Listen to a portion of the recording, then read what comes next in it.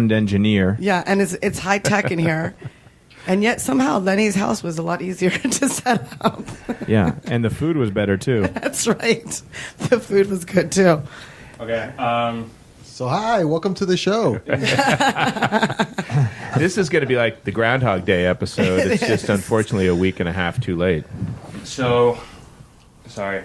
I think we have to start all over because I don't think even the recording got it. Okay, let's start all over. Wow. So sorry about that. It's a great dry run. Yeah. Do over. Pretend that that you didn't say anything, and also come on, try and make that weekend talk a little more interesting, guys. Yeah. Oh, really? I know Manny's was all like nice. Yeah, I know. Yeah, so I mean, I'm this like really doing. wasn't technical difficulty. This was you. Good. I don't want anyone to know I got paid for a baseball clinic. I don't know what the fuck was I That was thinking. boring. What a shitty weekend. Hey.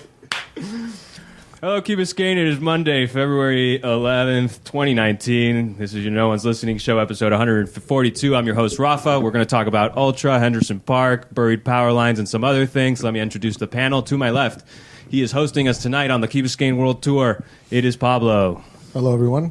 Thanks welcome again. to my studio. Yeah. Home, laundry room. To his left, On the drums, is Hi, Lenny. guys. It's me, the only estrogen in the room. Thank you for having us, Pablo. And people won't understand what you're talking about. So you are actually sitting behind a drum kit. Yes, I am. Let's draw a little word picture for the audience. Yeah, I feel like I'm on stage right now. It's really cool. Yeah. We're in Pablo's music studio, and you know, at the end of the show, if we have time, we are all going to play The Wait. Yes. So, To her left, he needs no introduction. It's Manny. hi everybody. I had a really good joke with the first time we did this, but I'm not going to do it again. To his left is Billy, back from New York, apparently. In New York and California. Yeah, this is take two. We had technical difficulties the first time out. And if you're not hearing it, me saying this, it's take three. And to his left, a very special guest. We've tried to have him on the show for a long time, and a listener. His name is Councilman Ignacio. Hello, everyone. Thank you for having me here. And like Manny, I feel a little cheap trying to repeat the same joke again. So I'll just say hello. Yeah. Welcome. All right. It's all right, Ignacio. Neither of our jokes was funny the first time. All right. Let's start how we always start. It's called Weekend Talk. I can go first this time if you guys want. I had a really long weekend. It was long. I started on Thursday. I went to Noise Conference at Churchill's, the International Noise Conference. It's exactly what it sounds like. It's noise music for a week straight. How did it go? I love it. Actually, Really? I'm going to be nitpicky. There wasn't enough bands making noise. There was too many bands playing regular music, which kind of pissed me off. Ooh. But there was some really good acts. And This is what the problem they've had with Jazz Fest in New Orleans is like there's not enough jazz. Yeah. Yeah. Well, the headliners aren't even jazz. They're Right. rock bands, you know? So at Noise Conference, went on Thursday, then went back on Friday, saw some really great shows and some not so great. Had a really good time. And then on Saturday, really late night, I decided to go to Ground Up Festival, the jazz festival here. And that one was only for, it was pure. pure. You know. Yes, pure. And I met some guy from, where was he, California or Where's something? the ground up at Virginia Key? No, they do it at the North Beach Band Shell, and then, but late night they have these shows at different hotels, and this was at the Alexander Hotel. Okay. And I went over there. I didn't know what to expect, and it's just like a bunch of festival people, like you know how festival people are, like that, but in a hotel, like everywhere. In all the rooms in the hotel, like every single place. And then I met this guy from California, and he was really stoked. He was like, man, this is like, I can't believe that I can come here and see like the best of contemporary jazz, and I could talk to the guys and everything. Like I'm right with them, you know? And I don't know enough about contemporary jazz to know who the superstars are, but apparently they were all there. And the actual shows were just Cool. I had a friend who went and he said he was hanging out with David Crosby. He was Oh, just yeah, David walking Crosby around. was here, yeah. David Crosby was just walking around. You can go up and talk to him. Yeah, it's true. Yeah. Damn. He's here because he Right. was And then visiting after my you friend. talk to him, he starts following you around, and then you have to figure out how to get rid of him. Yeah. Hey, you got any So coke, it's a man? full evening. He's friends Very with cool. he's friends with my friend actually. So yes, he was in town. I visited Key Biscayne's sister island, Manhattan, and I told the very limited audience of four people for the previous version of the show that we did that my wife got terribly sick, and and was in bed the whole time. So we went to a different place for her to be sick. But now I'll tell the slightly larger audience of 11 people that same sort of meager anecdote. There's nothing worse than being sick somewhere else. I had a good weekend. Well, I already told you what I did one time. It didn't go on the air, but I'll tell you something else I did. We were invited. The Philibag crew was invited to participate in this this thing called the Ragnar Race, the Ragnar Relay. Have you heard of that? Ragnar is this, one of those team racing outfits that they do. Those, like it's a 56-mile race. Sounds like like a relay, like a Star Trek relay? language. Yeah. No, it was a relay. Like those races that they run through obstacle courses and all that stuff, right? But this one is a relay. So they were running down from Pompano Beach and they were ending up in Virginia Key, and they asked Philibag to partner up with them because at each of the way stations, the people that were waiting for the baton to be passed to them were going to be picking up trash and cleaning the beach area where they were waiting for the baton to be passed. And then they were going to bring all their collected litter and marine debris down to the Virginia Key Beach Park to be weighed. And then they gave every team these mesh bags with with the Philibag logo. It was pretty cool. So we were there, and I was with Dave and Dara, our friends from volunteercleanup.org, who've been on the show before, you may recall. Yep. And Dave, he was so funny. He got down on a knee, and he was talking to this little girl and talking about picking up marine debris. And he goes, "You should go out to the beach right now and pick up some trash with your mom." So the little girl goes out there. 20 minutes later, there's like sirens, and the little girl is being walked in. She picked up a jellyfish. Oh, no. By mistake. Oh, She thought it was like this was a plastic bag. a Oh, bag, man. right? Yeah.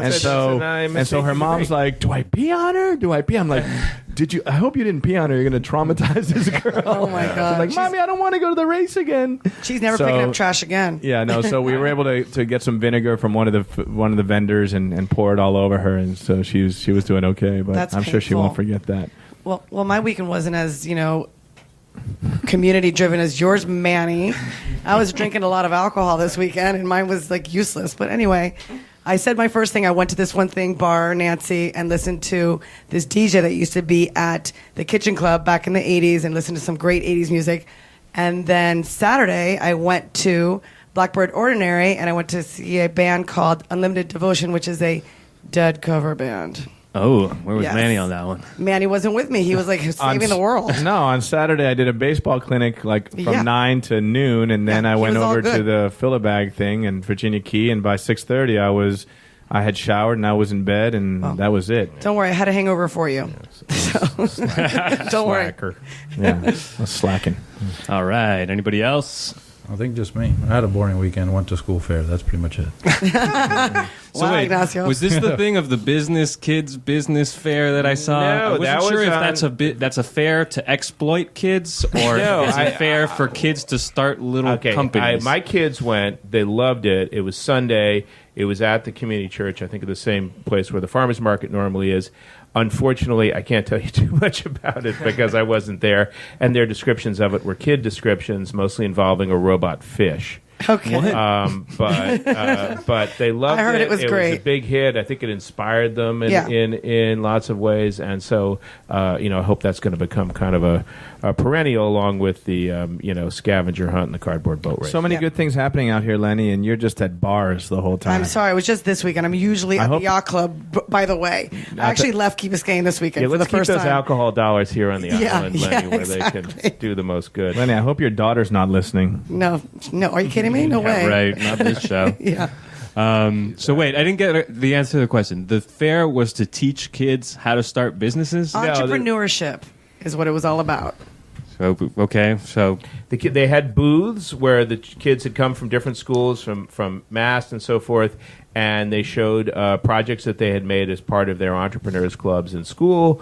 Something I'm kind of like potentially sort of skeptical about in terms of its academic quotient, but it sounds like they actually learned something at their entrepreneurs club. So as of right now, I'm for it. For those of you that are interested in learning more, Billy will send out the link to the entrepreneurial chat that's just firing up right now. The cha-cha. Sure. I just sent it. Check your email inbox. How about you, Pablo? I had a jam session here at my house. Then that was the. What do you call it? Because so for the listeners, we're sitting in probably like a 10 by 10 square foot studio, 10 feet by 10 feet. Laundry room. Yeah. No, it's called Studio OxyClean. I can see the sign. Yes. Right and it's behind Rafa. there's a keyboard, there's a production station, there's speakers, there's a drum kit that apparently you have to turn on. Yes. And there are speakers and there's sound foam. What do you call this? Foam on the walls. Right, but It's there's like a real also like studio. a totally rock and Some ironing soundproof. board. I mean, it's not just music stuff; it's also laundry stuff. I thought that was a keyboard. Oh my God, it's a great space. Thank you, Pablo. No worries. We love this spot. It's just I was lucky enough to have my wife allow me to turn our laundry room into a place where I can, have fun, Jam and out. hang I'm with my friends. I'm Really, sure that's what it is. if we keep up this way at this pace, we're going to burn our welcome here. Next week we'll be doing the show from Rafa's Poor car. Pablo. We'll be doing the show from Rafa's car next week. So. Oh my God. I'll make sure she doesn't listen. All right, let's move on to what we always move on to, which is what are you listening to? An integral part of this show, even though sometimes I feel like we don't take it seriously. No, I'm taking it serious. No, I am too, and Me too. I've been listening to one of my favorite jazz bands, the Rolling Stones. They're going to be opening Jazz Fest at I think it's the 50th anniversary of something, and whether it's Jazz Fest, I think it's Jazz Fest, right? It's Jazz Fest in New Orleans. Yeah. So I'm going to go with Dead Flowers. Real nice song. I don't think I've picked it before, Rafa. You know what album it's on? Yeah, it's on Sticky Fingers, I believe. There you go. Oh God. Did you ever sell those tickets? No, not yet. No, those super I'm VIPs? working on that. Okay. Working By the on way, it. I think current copyright law says you can play 6 seconds of anything without having to pay any royalties on it. So, you know me. I'm always trying to overproduce the show and destroy its hometown charm. But if you get these things in advance, you could play 6 seconds, or Pablo could sing a little bit of Dead Flowers I can play the drums. for us. We could start doing that. We'd get like a little I've done this on the other show, but since it's only once a month, it's easier to prep. Get a little speaker, and I play it next to the mic, and it sounds totally fine. Oh, cool. Like with a little thing, instead of piping it into the board, because I don't know, getting another cable and No, don't do that. For 6 seconds. We know where that leads. Yeah. Yeah. So anyway, it's a thought. I mean, we could do. But if you had 10 people on the show, you'd have a full minute of music, and I think you'd get a There you whole go. new audience tuning in for that. it would be nice if our audience could get like a half a taste of what we're talking about. Exactly. You know? It's okay though. They can just look it up. Yeah. There you go. All right, my song or whatever person of the week is Coulter Wall. My little sister Marielle introduced me to this person. He's Canadian, but it's American folk. It's cool folk music, not pop music, folk music. And it's Could be both. I'm sorry. Falcon A, man. The song I like is Kate McCannon. It's awesome. It's so good. Man, I wish we could hear 6 seconds of that one. So good. Bow, bow, bow. There you go. That's how it begins. It's really good. You gotta listen to it. Do it. All right. Well, this one I'll give a shout out to my son Sebastian because he's been listening to Post Malone, Sunflower, and it's a little catchy. Is So Post that's, Malone the guy that was on the Grammys last night? Correct. Yes, with the pink suit. Yeah, he was good. Tattoos under Yeah, his yeah. eyes. With he played with the Chili Peppers. Yeah, he was good. He is good. Yeah. Good, Yeah. good listen. What's the Super song talented guy, right? Absolutely. Yeah. What would you call that genre? I think that's R&B or Hip hop. It's kind of like R&B. R&B. Yeah. But he raps too. He's Yeah, he's a rap. It's like he's a post combination. Kanye, right? Is that what he sort of doing? Yeah, you can say that. Sure. All right. I have been listening to a band called the DBs. This Oh wow, from yeah old school. This song is called Neverland. It's on an album called The Repercussion from 1981, and it's like you wouldn't call it like new wave, but it's more like a jangly kind of pop sound, power pop sound, and I would check it out. That's not their most popular album. The first album is called Stands for Decibels. Almost every song on that is really good. This is off the second album, I think it is, Repercussions, but it also has some great tunes, and this one's called Neverland. It's the last song. It's fast. It's fun. It's good. Check it out. Cool. We're an all Queen all the time household, thanks to Bohemian Rhapsody and the movie. And I lived through the Queen era, and I thought they were fine, but I didn't really think they were exactly my thing. But there was definitely a time when Bohemian Rhapsody got a little too much airplay.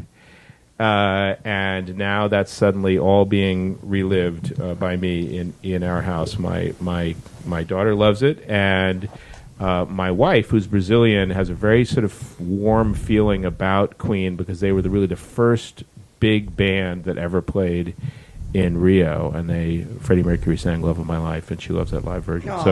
So we hear that a lot. It's very timely too with Valentine's Day coming, right. Billy. Mm-hmm. Very thoughtful. How about you, Ignacio?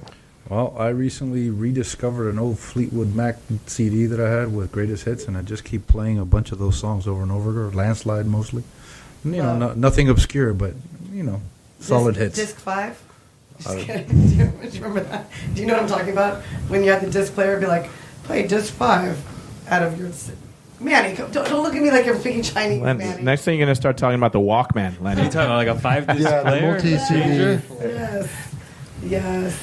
Okay, but why disc 5? Because that was always on disc 5 in my CD player. Which one, like Rumors? Yes, Rumors. Nice. Yes. Yeah, there was some news on, I think, Lindsey Buckingham this week. He had some kind of surgery in his Heart surgery. But it affected his vocal cords. Oh, no. So it's game over for him at the mic. I did hear him, but I'm sure he'll be fine. I hope so. Yeah, or he'll start sounding like Stevie Nicks. Oh, man. Or he'll start sounding like some of us on these mics here. There you go. Wow. Okay, that's what you're listening to. Let's move on. It is Monday, February 11th, 2019. No One's Listening Show, episode 142. Here with a great panel. Remember to subscribe on iTunes and all that stuff so that you can hear the show after the show happens. And go to ratradio.net. You can do it there. Okay, let's get right to it. Talk of the town. Wait, I just remembered something. Key hacks. We haven't done key hacks in a long time. And key I hacks, got a key hack, unless you have one. I do have one. Oh, Remember, okay. we talked about this. Okay, all right. Okay, so Because I was going to say, breaking news right now, there's a huge car fire coming into the Key. It's not really breaking news unless you're living on Mars. It was 2 hours ago. 5-alarm fire on my chats. My phone blew up already with all this. But my key hack was going to be don't leave the key. But I guess that's not going to be it. What do you got, Rafa? all right. So somebody asked, or people have asked in the past, and I don't think anybody's going to do it, but I'm going to tell you guys how to do it. I have a 361. Oh, no, you can't do that. This is your leverage for getting on the 411 chat. Nobody's going to allow you. Nobody's going to do it, so it doesn't matter. I mean, Okay, I can ruin it. Okay, 411 admin, I hope you're listening right now. This one's for you. All right, it's coming for you. I hope you're listening. And Rafa's next. He's got to bump up on the queue there. Okay, so I have a 361 cell phone number, right? And back like 10 years ago, it was kind of special. Now nobody cares because nobody even knows what a 361 number is anymore, right? Nobody has one, nobody cares. But if for any reason you want a 361 cell phone number, this is how you get one. You take your 361 landline and you transfer it to your cell phone. It's that easy. What? Now, what if you don't want your house number on your cell phone? Yeah, because then everyone's going to call you and it's a Right. pain. Mine was an old fax line. Ooh. But what you can do is you can call Bell South to hook you up with a $12 a month landline. They'll give you a 361 or 365 number. If you got a 365, I don't know what you Yeah, loser. Yeah. But once you have it, the phone number is yours legally. Okay, so this was a big deal back in the day when the FTC decided your phone number is yours to keep, and you were allowed to transfer numbers to you anywhere. It was a real problem with cell phone because you would switch providers and you couldn't take your number, and then one day they were like, you can keep your number. So that's when I transferred the 361 number. So get yourself a $12 landline. I don't know, maybe they're a little more now, but you get the most basic landline, no call waiting, no nothing, and then transfer it to a phone. And if you want to give a call in today, you can give Rafa a call at 361-8557. That's 305 361-8557. Okay, Love so it. just so I understand, so 361 used to be the Key Biscayne phone exchange. Still Yes. is. Yes. That's why people want it. I get because I Yes, don't have a everybody. landline, and my phone number is a New York number. Oh. Yeah. So, but if you want, I can see that. So that has a little prestige and a little kind of local I still have mine. sex appeal. I still have my landline number. Really? I don't have a phone attached to it, but I still pay for it, and it's there. So, and the other thing I would say is that people they think that switching cell phone numbers is like a real ordeal, but I don't think it really is. If you change numbers, you'll get squared away in like a week and a half, for sure. Also, like, when was the last time anybody got a phone call? I don't even I have mean, a I phone. haven't had one in months. Right, or someone remembered your number. Yeah. That's a problem. But your phone number is linked to your WhatsApp. That's linked to all your chats. So, Yeah. Well, yeah. maybe a good idea to purge those from time to time. Okay, so that's your key hack for the Love day. it. Let's move on. Let's go to Talk of the Town. Okay, let's start with something light first, and then we'll get into some meat and potatoes. There's an editorial in the Islander from a Henderson, Miss or Mrs. Henderson. Heather Henderson. Who is- Okay. Yeah, okay. Is that Yeah. who Yeah. is that her name? Heather Henderson. Okay, hold on. She Uh-huh. wrote an article, an editorial in the Islander, Yes. where Page she 2. asks that the park at Hampton and Heather be named Henderson Park because it was their family's house that was the property there that got sold, I suppose, to the village. Now, in it, she implies that there was a sacrifice made when this was handed over and that they got no credit for it at all. Right, the village owes them something in naming the park Henderson Park because they donated it, is what she said. It No, was they didn't donated. donate. The village purchased it. Is Yeah. what if I'm My correct? understanding is the village purchased it at close to what would have been a market price. Right. Close or but, the same? At $2 million? Yeah, Yeah. $2 million. So But- that's above current market price. But Uh-huh. they weren't going to sell it all ever because they didn't want to have a McMansion there. Okay. So they waited till the right moment to give to the village so it can be a park. They had plenty of opportunity to sell it before to developers and build giant McMansions, but Well, they I mean, waited to that opportunity. I'm not opposed to them calling the park whatever they want because people will call the park whatever they want. So you can name it the Henderson Park if you like. But it seems to me the time to negotiate this is when you're undertaking the sale, not several years later. I think because I think it's because it was the daughter, the father when he sold it wasn't really said, but I agree. We should name it Henderson Park. Not only because she's my friend and we have the same damn birthday in the Well, same it's year. got to be called something, No, but and there's yeah. maybe it's named after any number of Hendersons. Right. But I did feel the editorial. It was reasonable for the most part, and it ended a little strong with kind of a shame on you message that if I were her editor, I would have said you might want to like go a little more with persuasion rather than Right. shame on you. She didn't think it was going to be published. She kind of wrote it to the Islander, Oh, really? and yeah, she really didn't think it was going to be exactly word to word put in there. So she was kind of taken back. I say go for it. I don't. If you sold it for the price that I get it, that I get everybody it. else would have paid, I don't see why you deserve the naming. I just don't see it. I mean, we could do it. Let's but- discuss it. Maybe we should call it BB Rebozo Park. I mean, there's all kinds of people, notable people on Key Biscayne, Richard Nixon Park, who maybe should have a park named after them, and we can consider Henderson in the mix. But let's get the town together and discuss it and Agreed. see who should be memorialized in our. What do you think, Pops? Well, the cynical part of me wants to think that maybe they waited this long to see what kind of park they would put on there, Turn it into a dog True. park. Maybe they weren't so apt True. to have their named after them. Right. But Recycling it is a beautiful, beautiful park. And if they did, sort of put it aside or wait for it to, To get the right offer for something cool. I think it's fair. Oh, basically, I don't know what kind of consideration was given at the last council meeting, but the process for picking a name's already been set. They're going to do a contest at the school at K through 8, and at Mass. They're going to get the kids involved, give suggestions, and then pick a name out of there. That's right. They'll call it Fortnite Park. Or all that was discussed. SpongeBob Park. Well, maybe they both got of which are fine. by right. the way. Maybe they got wind of that and decided to step in because they didn't want it named. Right. Well, There we that go. One of that the was listeners- after the fact. After the article came out is when the council decided on Parky that. McParkface. One of the listeners, Verge Guma, is suggesting it could be called Chico Park. Put a little statue in there for him. Chico's not doing well. Yeah. Oh man. I kind of think that whatever stupid thing the kids pick, you guys should run with because that'll be funny and whatever. You know, even if they call it Fortnite Park or whatever the hell. SpongeBob. Like, Yeah. at least we care. Like, I mean, the what do they thing call like it that? about calling it Fortnite Park would be like a lot of other parks, like are named after some general in the First World War and nobody remembers. In like 15 years or 5 years, people are going like, "What? Who was Joe Fortnite?" It's like, no, it's a long story. It's a game kids used to play on something called the iPad. It doesn't exist anymore, but. How about BB Henderson? BB Henderson Park. No, that was.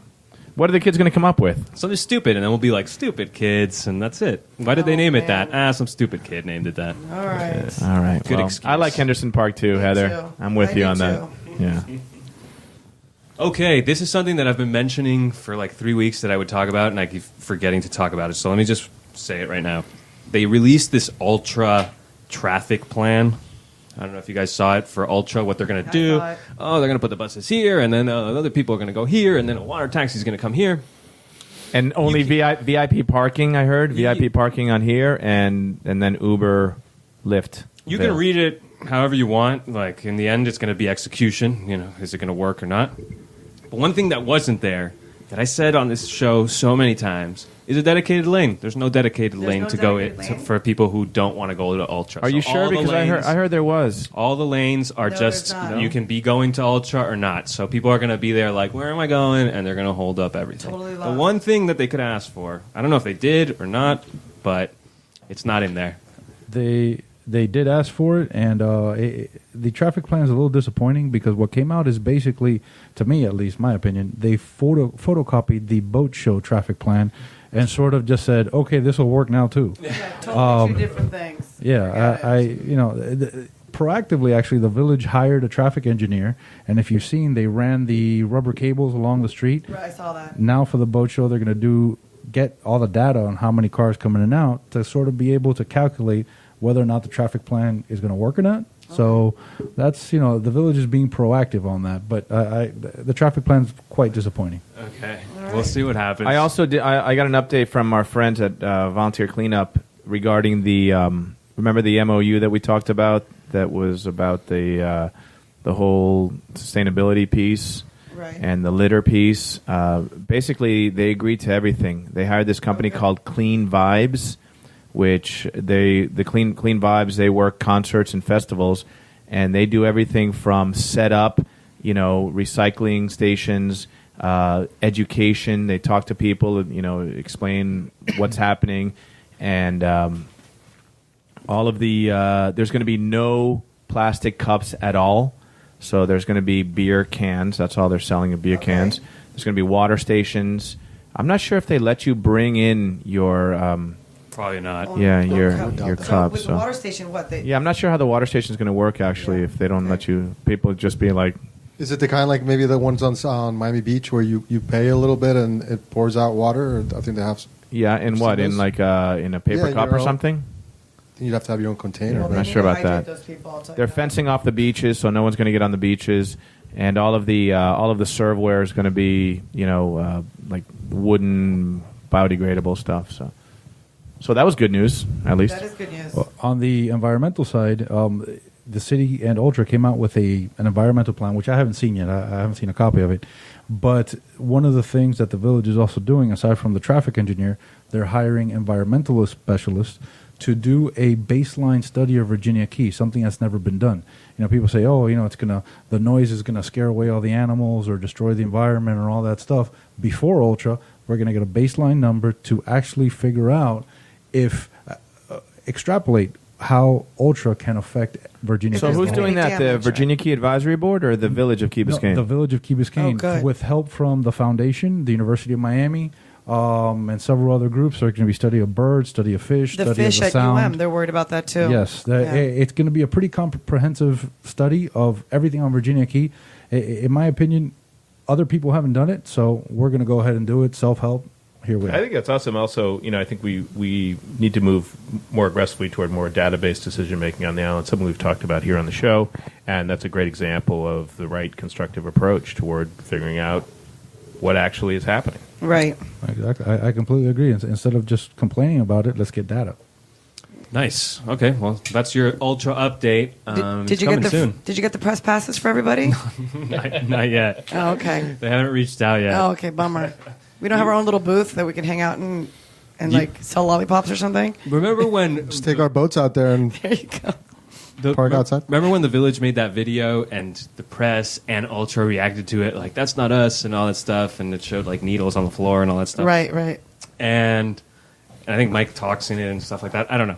We should have made our own video that was kind of like, oh yeah, we're kind of into it, and we're from the Key, and we're some fake group that we love stuff. Maybe we would have gotten those tickets. Right. I think it's a little too late now. I don't think so, Rafa. It's never too late. Okay, moving on. Let's get to it. The reason two of you are here, kind of. I thought Pablo was a sound engineer. What does he know about utilities? Okay, we're going to talk about if you've been living under a rock, you might not know that the Key is planning on burying power lines so that we don't get those power outages anymore that we had, like a week ago? Last week. Yeah, we had power outages. And the task force, not wearing the uniforms today, but we got some members of the task force here to explain to us, I think it's finalized, the ideas? It's going to be presented now to the... It's not finalized. Oh, no? Yeah, if you want to tell the story. Yes, please. Well, yeah, I'll give you the complete background story so we're all on the same page. Basically, in 2004 and 2005, I think it was 7 hurricanes came through Florida. Every time a hurricane comes, knocks down power, tons of money goes out the window. So the state of Florida gave an order to the Public Service Commission, which regulates all the utilities, that all the power lines and utilities have to be hardened or undergrounded. Basically, the choice that we have is not between status quo and hardening. It's between hardening or undergrounding. Because hardening, for those of us that don't know what that means, what is hardening? Hardening means all the wooden power lines come down, all the wooden power poles come down, and get replaced by taller, thicker, and planted closer together concrete poles. God. Yeah. So that's going to happen. If we don't underground, that's what's going to happen. It started happening I think it was in Pinecrest, and people realized how horrific it looks, and then they asked FPL to stop so they could start their own undergrounding project. So there really isn't much of choice. It's underground or you get huge concrete poles. Okay, so... In order to be in compliance, right? Correct. The only alternative to hardening is undergrounding. So basically a couple of years ago, I think it was June 2017, the village created a task force that Billy was an original member of, and me too. And we started the process of coming together with a plan to advise the council to how to underground. In the last year and 4 months or so, we've met for the first time in November 2017. We have a meeting tomorrow.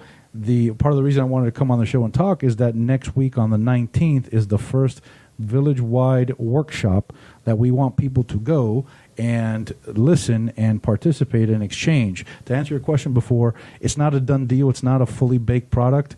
It's a work in progress, and what we're looking for is to people to go listen to what we've done so far and give us feedback. It could probably be made better. It's not here, take it or leave it. Yeah. We're working on this together. Okay. Yeah, and we should... Oh, sorry, Manny, go ahead. Yeah, no, Ignacio, one of the questions that I see coming up is, where do we need this in the village? Is it the entire village that needs underground, yes, the buried power lines, or do some of the condos already have it? Or well, that's part of the whole process. There's certain areas of the village that are already undergrounded, mostly the condos on the east side, but there are condos that are not undergrounded. I think Ocean Lane Drive and in the Garden District, as it's called, a lot of those are not undergrounded. And there are also houses on the west side areas that are already undergrounded also. But majority is most of the houses are not undergrounded and most of the condos are undergrounded. But we should explain that even the condos that are undergrounded are fed by overground power lines, with one exception, which is Commodore Club. So yeah. What do you hope to accomplish in a workshop? Because it sounds to me like, people are going to Well, we should wait. Let's take one step back and just explain what the task force's function is, what the village council's function is, and what the public's role is to play in all of this, and how the decision actually gets made. The task force, and you guys have made fun of it on the show. Why is it called the task force as opposed to a committee or something of that nature? And the idea was for the task force to investigate, starting from the very, very beginning, the same way we all are. Here's what we know about power lines, probably not much. So talk to people who had done this in other places in Florida, talk to experts, find out what the best way was to proceed, and then to make a recommendation to the council. Task force doesn't decide anything in and of itself. The task force has merely investigated the whole thing. We've come up with what we think is the best suggestion for how to proceed, and now we're going to take it to the council. And understandably, the council also wants to hear from the public about that. The task force meetings have been, like everything in the village and in Florida, open to the public, but there hasn't been a huge amount of public participation yet. But we definitely want to give the public a chance to find out everything that they want to find out about it, and also to weigh in on the whole thing. And okay. I have a question. There's a deadline, isn't there? A deadline that we need to decide what the heck we're going to do? There's no hard deadline, okay. But basically, if FPL sees that you have an undergrounding thing going on, they put you to the back of the list. Okay. But if you stop that, then you can get bumped to the front of the list. Still put the concrete stuff without somewhere else. Exactly. And and FPL's seen our work. They've come to our meetings. They've done presentations, so they're holding off on Key Biscayne. I have one more question on that. If there's flooding, does the underground lines still work? Everything's fine? All indications are that yes, the power cables go through conduits underground. They're insulated. Over time, who knows, 20, 30 years, that some may need repair, but it's designed to be able to continue delivering power even though it's flooded. Yeah, they can address it in the 2060 plan. Exactly. Down the road. No, I mean, all the information is that once you underground your power lines, you have fewer outages, and that the outages are shorter in duration. How about so who pays for it? Have when a squirrel buries a nut in a transformer and the power goes out to half the island, that is going to go away. Okay, good. Well, the paying for it—that's the $60 million question. Actually, $46 million question, and that's a big part of the reason why. Sorry, what's the difference between the power, the poles, and the underground? Well, because it has to be done either way, right? Well, actually, let me get this out there. The village just put up a website, kbunderground.com, and that website, we're going to start. Right now, it's sort of basic. It has some of the basic information, but there's a ton of information that's going to get rolled out little by little. On there, you're going to see pictures of the difference between undergrounded and above ground concrete poles, what the neighborhoods are going to look like. So, I mean, it's night and day.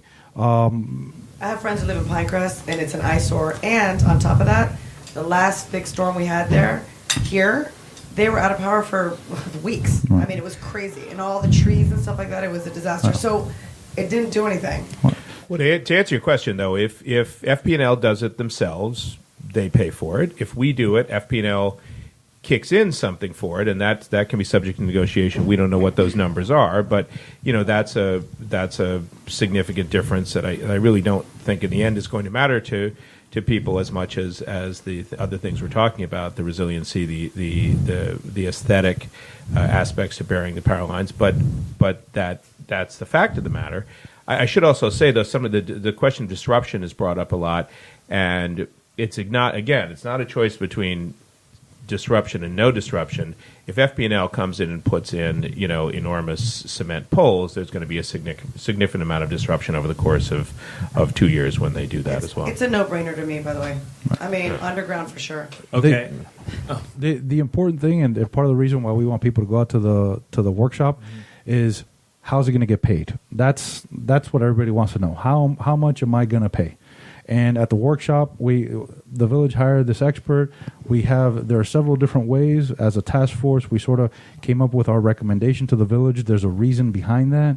And at the workshop, we're actually going to have a spreadsheet with a property-by-property breakdown about how much each person on Key Biscayne would have to pay according to the formula we've come up with. And the expert has said he'll sit there all night. If people want to go up and give him their address, he'll tell you how much you're going to have to pay. How would that vary? I mean, based What's on the what? formula? Yeah, what's the formula? To That's the complicated part. Okay, as Billy said, there's three factors. There's an expert, a guy based out of California, and he has basically become the guru for the entire country for this undergrounding thing.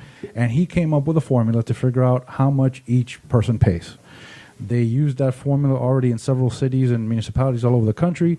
One of the latest ones was Palm Beach County, which Palm Beach County, some people sued, and they went to court saying this isn't fair.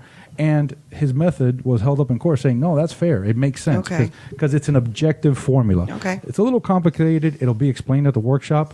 But basically, you have three factors: safety, resilience, and aesthetics. If you have a house with three sides covered with power lines, you're going to pay more than the house next to you that has two sides covered with power lines. For example, it's going to be the recommendation the task force has come up with is based on the direct benefit to the house that's being undergrounded in that particular instance. And the condos, as Billy said, most of the condos are already undergrounded, and you have more condos per plot of land. So the thing is, most condos are going to end up paying on average less than the homes, but there is a method to the madness, and that's part of what we want to get out there to the people of Key Biscayne. They've already have buried power lines, so they don't need to pay for it again. They'll pay, yeah, but the thing is, even if you have buried power lines, let's say you live in Commodore Club, your power lines are buried all the way to the substation. We have a storm, power lines goes out, your dog is sick. You've got to get to the vet.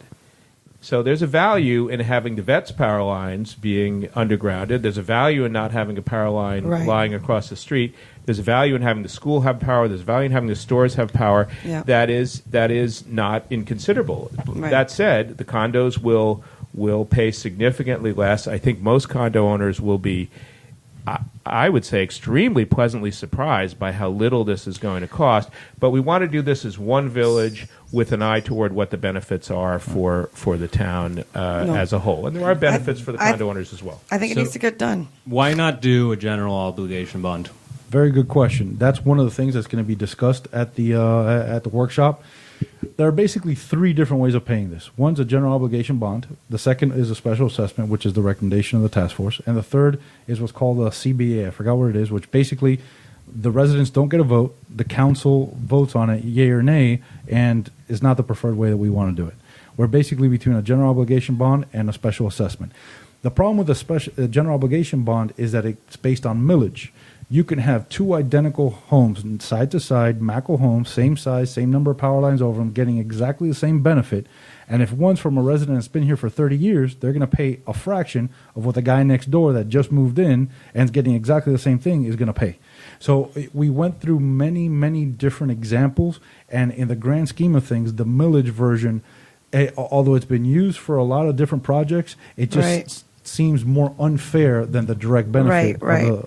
Hey, Lenny, you think if the Hendersons are willing to pick up their piece for their park, that we can call it Henderson Park? Sure. Okay, wait. I I have more questions about this. Isn't it unfair to single out this and not other things for, like, isn't it, even if you guys have a perfect formula to distribute this, isn't it inherently unfair that this is being distributed this way and other things are not? Like, the rec center. Why isn't the rec center paid for by the people who go to the rec center? Instead, we all distribute that part, but this part, we're going to do it on a per-case basis. The good news is that the task force has determined from the beginning that we would, as much as possible, stay in our lane and be the utilities undergrounding task force. So we've sort of tried to studiously avoid, because we have a big job to do, considering all kinds of other aspects of fairness and how costs and benefits are distributed throughout the village for other projects. And there are many of them, as we know, and many people have said, well, look, if I hope you're going to dig up my street to put the power lines underneath, you're also going to deal with the sewer pipes, or you're also going to deal with the sidewalks, all these things we talk about all the time in the island. And the truth is that maybe the council may come to a decision about how to group all those projects together, but a gun to our head is to our heads as a town from FP&L to do the undergrounding, and we want to go ahead and recommend that and then turn it, as we should, over to the council to decide how to coordinate with these other projects and how to pay for things fairly in the future. If this turns out to be the most politically feasible, fair method to pay for things in the village of Key Biscayne, then perhaps other people will adopt it. But that's not our mandate or our brief. Ours is to consider how to do this particular fairly expensive big-scale project in the most fair way possible in terms of the benefit and the cost, and this is what we've come up with. Is it true that you guys talked to somebody from Palm Beach County who was involved in the burying of power lines, and they recommended not to do a special assessment because it was a big headache? That is true. And it divided the town? That's true because they got into litigation. But the basis for that opinion wasn't that, it would have been fairer to do the millage. It was, in my opinion, my understanding of what he said is people didn't understand the basis for the formula. I guess they didn't do enough outreach, or there wasn't enough participation until somebody sued to figure out what the formula is. Yeah, that's why we're here, Rafa. And this was to set the scene a little better. The former manager from Palm Beach came down and gave us, and he'll actually be there, I think, tomorrow, or else on the 19th, gave us a terrific presentation about what they did in Palm Beach. And at the very end, somebody said, well, what would you do differently? And he said, if I had to do it differently, I probably would have done it based on millage because it's an easier sell. People already are paying millage. They're used to having that on their tax bill, and they've kind of accepted, whether or not they think it's totally fair or not, they've accepted that it's how the town raises money. Palm Beach has a lot of similarities. It also has differences, I think, particularly as regards the number of condo residents. I could be wrong about that, but I think that's right. I think that makes it then that's particularly important to us to be fair to them because the obvious reason that people living in an apartment are not going to feel the same degree of benefit as people living in a house with exposed power lines right now.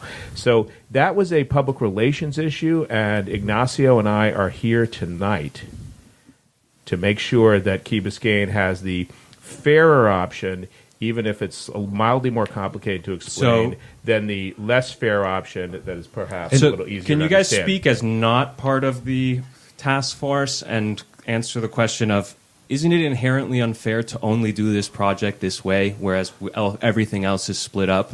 I'll tell you what I think. Looking at it as a resident, forget council, forget all that stuff. If you combine both formulas and you think about it, it creates really 4 categories of owners. On one extreme, you have long-term condo residents. They're going to pay the least no matter which formula you use. Mm-hmm. On the other extreme, you got short-term homeowners. They're paying a ton or more, not a ton. They're paying more no matter which formula you use. Exactly. I didn't say that. You go to the PR man for that one, man. They're going to pay more. It's never a ton. Right. It's never a ton. It's manageable. And the numbers will be there at the workshop. Surprise, the actual prices. Exactly. It really is.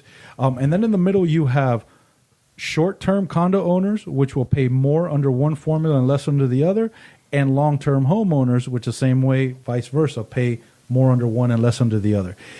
In my opinion, anybody that goes to the workshop, anybody that gets involved in this is going to say, forget all this, blah, blah, blah. I want to see my address. How much am I going to pay? Right. And that is what we're going to have. And by the way, that database will be uploaded on the KB Underground website in the future, where people can go log on, type in your number, and you see exactly what you're going to pay. So when you see that you'll be paying essentially latte money in the condos for Key Biscayne having non-third world electrical power, I don't think there's really any great difficulty about how you're going to decide on that. The issue of how you might decide on these other projects is interesting, but let's learn from this process in terms of we got a lot of big stuff coming up in the village. So let's try to figure out how to do it better and more fairly based on what we're doing now. So this formula would be great if it was used for everything, and it makes sense that you guys are compartmentalizing it for just this project. But when you extrapolate that to everything else we do in this town, it seems unfair that somebody's going to get a sweet deal for this, but then they have to distribute everything else that they might not use on, they might get hit. So Pablo here is in a house. I heard that houses minimum is going to be like $1,000 a year for 30 years. No, there's no minimum. The formula is pretty wide-ranging. I'd say on average, the houses are somewhere between $900 and $1,000 a year. I mean, and by the way, the house I'm in has power lines at two. Yeah, exactly. $1,000 extra, and some people $7,000. I heard. Well, what? No, that's more commercial properties. That's. I didn't realize it was per year for 30 years. Yeah. Well, there's different. There's a 20-year formula. There's a 30-year formula. There's different options, and that's part of what's going to be presented at the workshop. I mean, Mr. and Mrs. Winn-Dixie may be paying $7,000 a year, but that doesn't sound like a number for a house. So imagine you present this, and it's the only project that's going to have this type of finance. It's a special project. Right? It's a special. Well, it's Yeah. not really much special in those sewers. It's just a new project, a project that has this, and then somebody gets hit with $2,000 a year, or let's say $1,000, a lower number, $1,000 a year for 30 years, and then somebody else doesn't, right, in a condo or whatever, because their house needs the power right now and it's for this project. But then there's other things that these people don't use that are public works things, and they don't get that same sweet deal to be able to decide, like, oh, let's do a special assessment on, the rec center, on, debris collection, on shoring up the beaches, all that kind of stuff, which you could theoretically come up with some good formulas for who really needs these things and who doesn't. And is that where we're going to go? Well, and if not, why isn't it unfair that this project is doing that and none of the others are? This project has a pretty large price tag, and I think that plays a role in it. But analysis of costs and benefits is fundamental to politics at every level, and the village has to will always do an imperfect amount of that as federal government does, as all governments do. But sure, let's try and get it better. But I don't quite see your point vis-a-vis You've singled out one project. You've singled out one project to be distributed fairly or by a certain metric, but all the other projects don't, so that becomes unfair inherently. Well, it depends on what the project is, though. I mean, people who use the community center pay a usage fee in addition to whatever they pay, as a result of what the town kicks in. It's completely subsidized, the community center. Also, the community center benefit is identical for condo residents and homeowners. It's identical for every single person who lives on the island. In terms of its availability, right? You don't get a discount if you live in a condo as opposed to a house. So I don't really think that's a great example. I think that they could raise the fee a little more and lower the amount the town contributes. They can play with that thing, but that's an apples and oranges example, Rafa. I don't know if it is. In the end, I don't go, so I'm still paying. But for this project, Well, actually, that's what I was going to say. I think on the task force, the kicker was basically that we're talking about direct benefits to houses that are going to be connected directly to every single house or condo in every parcel in the village. So we're not talking about something esoteric like who uses the beach and who doesn't, who uses the community center and who doesn't. Everyone's going to be connected, number one. And number two, I think we all sort of started on the millage method because that's the way it's always done. But the problem was over the year plus that this started developing, once we started looking at example by example by example, we realized, what? The much fairer method, in our opinion, was the special assessment. I sort of, compare it to, let's say you go to Sir Pizza and you buy a pizza and you ask for the bill and they ask you, well, how long you been living here? Oh, 30 years. Okay, that'll be $10. But the guy next to you has been living here for 2. Okay, $50. You're getting exactly the same product, but you're paying a different price based on how long you've been living here. If you have two Mackles side by side with exactly the same layout, the same work, everything going into it to connect it, you're going to be, if under special assessment, they're going to pay the same because of the work that's going into their direct benefit. Under the millage method, it's when you've been here a long time, you pay $100, and then the other guy pays double. So special assessment. But that's the millage method for every type of thing that we do. But not, as Billy was saying, for us, this is a different type of project because it's directly connected to each house. And here's why this is such a bad example to use the community center. The benefit, if you live in a house that has power lines on two sides, as the house I live in does, as well as an easement that runs across the back for access to those power lines, the benefit of having them removed is not elusive in the way that it would be if maybe you are paying for the community center but not exactly using it all the time. The benefit in having reliable power is going to be apparent, real, and tangible for every person on the island, unlike perhaps these sort of disputable issues, which I don't dispute, but maybe you do, about what the benefit is of contributing to a community center. I think a community center does good work even if I never go there, because it's a community center, and we need that, and that improves everybody's property values and bonds us together as a community and all that stuff. But we're not actually talking about intangibles vis-a-vis the power lines. We're talking about very, very tangible and apparent things, which also, by the way, I will say for homeowners who are perhaps paying a little more, the FP&L in the village will be abandoning their easement behind their house. So you'll be able to grow your plants as high as you want. You won't have FP&L coming to trim them, and you'll be able to have privacy from your neighbors and do all those things with a little extra space. I think once those lines are in and first major hurricanes comes through and your power's back up in a couple of days and everybody else's 2 weeks, I think you'll be pretty happy to put. Yeah, we'll all be stuck here because the bridge will wash away. But people don't notice things not happening. So you're not going to notice the power outage we had last week, which was inexplicable, as best I understand. It was a squirrel nut issue or one of those things. You won't notice those things not happening. You'll notice the hardening when the storm comes. But we have power outages all the time on Key Biscayne that just have to do with the kind of Christmas tree wiring that the village has, which is a consequence of how it was developed. That's all going away, and there'll be redundancy built in that will just make the whole system more resilient under all circumstances, not just hurricanes. This isn't just disaster planning. Hey, something else that Billy said, last year in Irma, my building, Casa de Mar, I think we lost power for 4 or 5 hours, and then we were back up. There are other houses in the village, I think they were out for a week or more. Right. My parents are in Coral Gables. They were without power for 10 weeks, or 12 days. So, what Billy said is, there's going to be a redundancy in that there's going to be a loop around Key Biscayne. There's basically, you got the substation in Calusa with 2 trunks that come out of it. There's going to be a loop, so even if something happens, I don't know, an earthquake, and one trunk goes down, you're still going to get power from the other one. So it's a matter of fewer outages, and the ones that do happen are much, much shorter.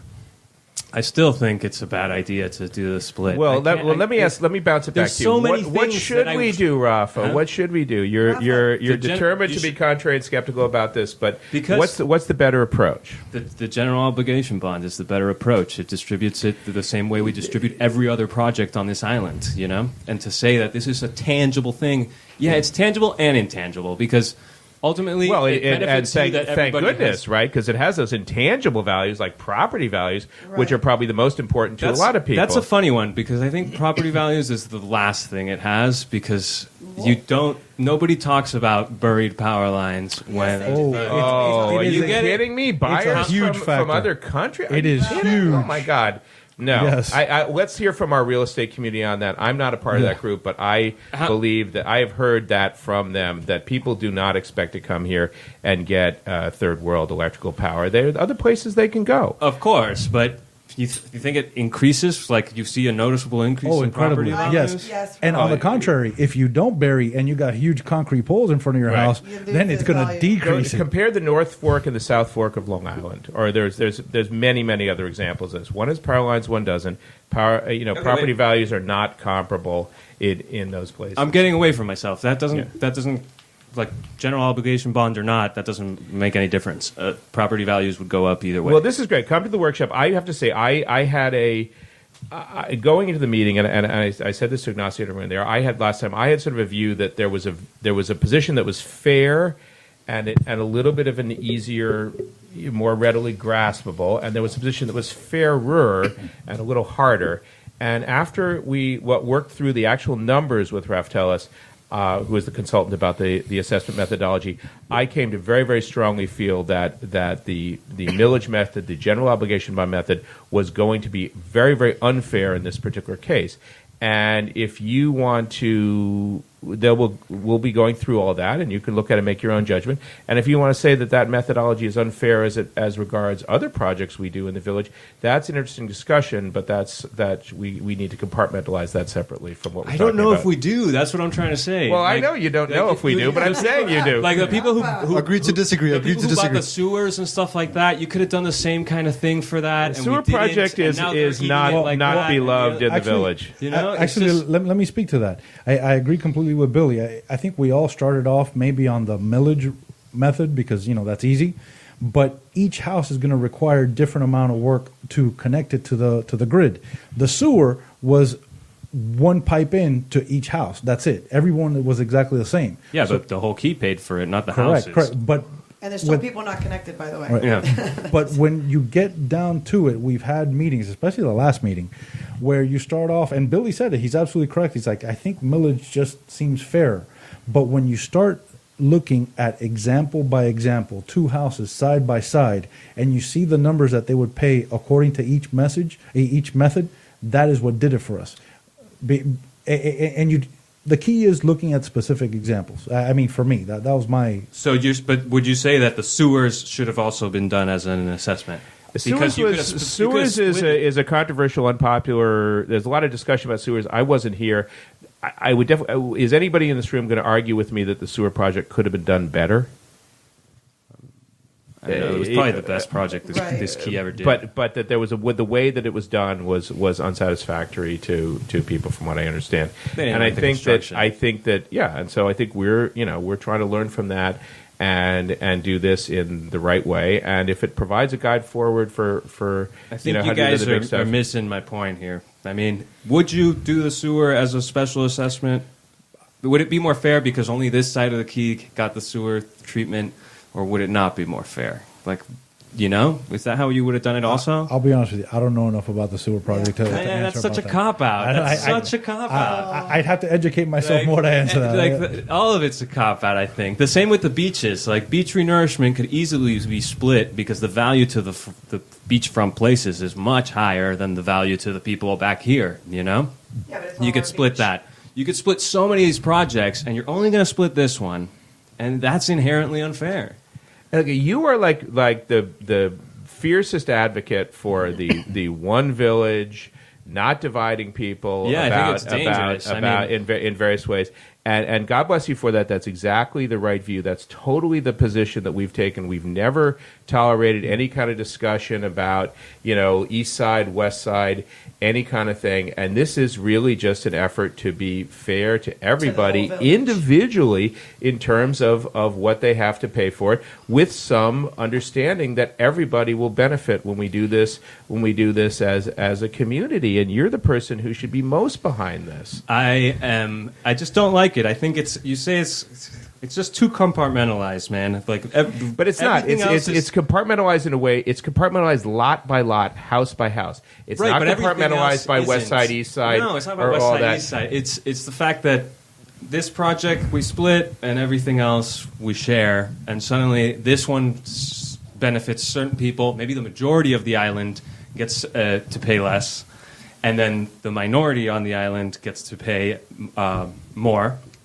right? So a smaller portion of people are going to pay the most of the population of the island. And when you bring up another project that's going to be the majority of people are going to pay the most, they're going to be like, nah, let's do a general obligation bond on this.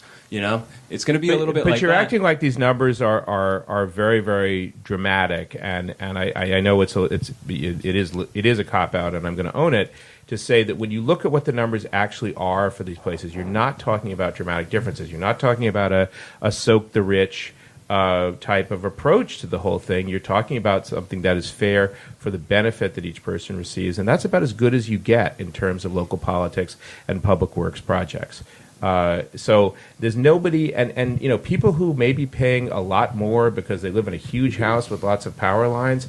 I'd be very surprised if we hear vociferous objections from them. I think we may hear from some people who don't think they should pay anything, but that's about educating them in terms of the benefits. I think Billy mentioned it. We're trying to learn. The village is trying to learn. This task force is trying to learn from past projects. And, maybe some of the other ones weren't done right. Maybe this is how they feel it's going to be done right. And we can go all night. But I got to go make dinner. And I think that what we should do is, obviously, there's a lot more to go on this. When is it? February 19th. Tomorrow there's a meeting open to the public. We're doing talk about this as long as you want to talk. When's the workshop? Tomorrow night there's a meeting for a dry run for the workshop. And on the 19th is the workshop, 6 or 6:30. I forgot which one it is.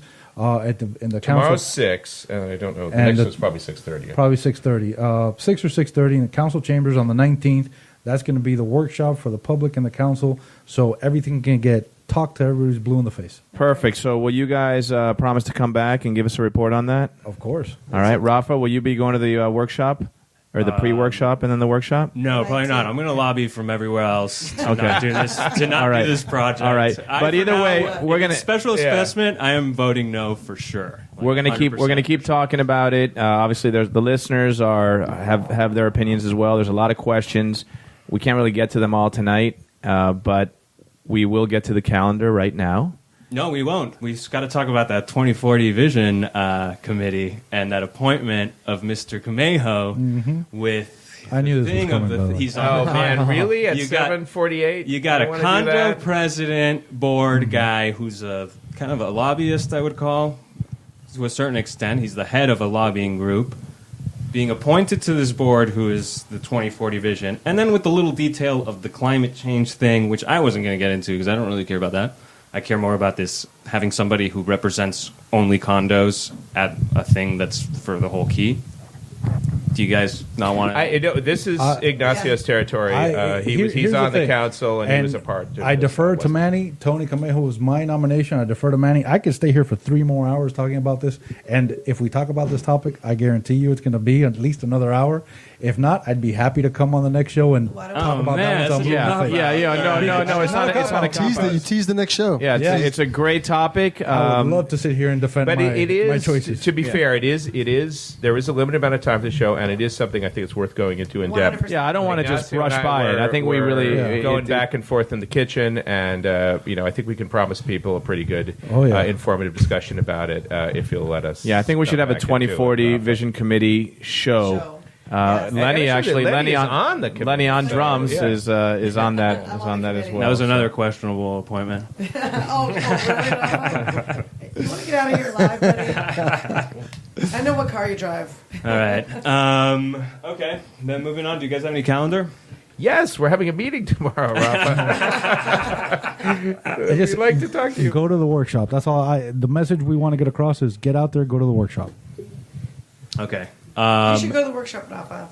What am I going to say? They're dead set. They don't think it's unfair. I think it's unfair. No, but we're not. We've approached this. I have to say, I don't know anything about. I met people on the committee. I don't know huge numbers of people on Key Biscayne necessarily. I think everybody approached this in a really open-minded and fair way. I think we were all predisposed to bury the power lines, but we really did the research. We did have the people come, and I think we're open-minded about it. But we want, at the end of the day, we want this to happen. So we want it to happen with support from the village and support from the council, and that's I think the bottom line. It's not that we're trying to sell people on something. We have an honest recommendation for what we think is best. We can explain it. A lot of us made a little journey, as we discussed, in terms of that recommendation, and we can share that as well to the extent that it's helpful. But we definitely want to hear from Ignacio's constituents and the people that we try to represent on the task force, which is, I should say it again, the entire village. We don't individually speak for anybody. I mean, I know the task force best at the village. Compartmentalized to the task force, it makes so much sense. But for a general thing, I think it's a disaster. Make sure there's wine and cheese, please. Okay. Calendar. BYOB. Manny, do you know when Grassroots? Grassroots, February 20 to 24. Grassroots is coming back down to the Buffalo headlining. It's a fun festival right across the bridge on Virginia Key Beach, historic Virginia Key Beach. If you haven't been, you should go. Yeah, it's a lot of fun. Take the B-bus over there, ride your bike, walk, whatever. It's a good time. What else do we have for the calendar? That's it. That's all I got. The Krusty Cup is still going on. Frisbee, if you want to watch, it's on Sundays. Yep, there's an event at Bar Nancy in a few weeks. We'll talk about that March 9th. Yep. Grateful Dead night there. And that's it, I think. All right. Well, thank you all for being here. I want to thank Paulo for hosting us at his house. It's been wonderful. I want to thank all the panel for being here. Councilman, I appreciate it. Billy, thank you for coming all the way from New York and LA. Right. Thank you, Pablo. This is discrediting my involvement with my how much skin I have in the game with Carolina. The carbon footprint it took for Billy to be here tonight. I just want to clear something. I just want to clear something up. I am not a sound engineer at all. I'm a musician, and this is my music studio. If there's any, Don't worry. if the sound quality is bad, I'm blaming my phone. And if that Blame me, it's fine. if Pablo's voice sounds familiar, is because he is the producer. That's right. We didn't even. I forgot to mention it. He is The world famous track, #1 hit. He's the It's voice called of Rat Radio. Rat He's- Radio outro. He's the voice The of hit. the Rat Radio outro. Oh. Which we're about to play right now. So, thank listen you for up. listening, everybody. Goodbye. Tune in next week. Leave us a comment. Thanks, Goodbye. Pablo. Rock it Wow. out. Thank you. Anytime.